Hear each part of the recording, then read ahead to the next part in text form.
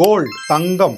ஏன் கோல்டை சேவ் பண்ணணும்? ஏன்னா கோல்டுக்கான முக்கியத்துவம் பல நேரங்களில் நம்ம பார்த்துருப்போம். ஒரு டைமை சேவ் பண்ணணும் அப்படின்னா டைம் இஸ் கோல்டு.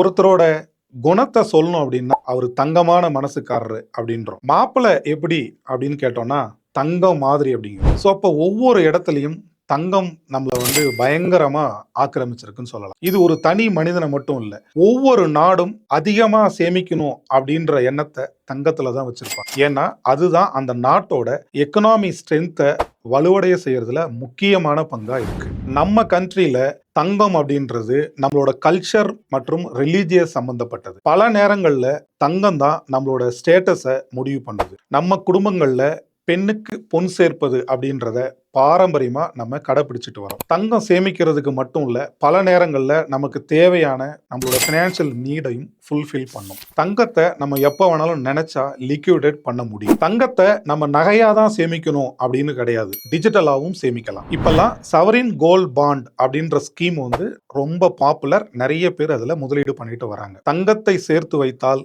துன்பத்தில் துணை நிற்கும். Save more gold, wealth done right.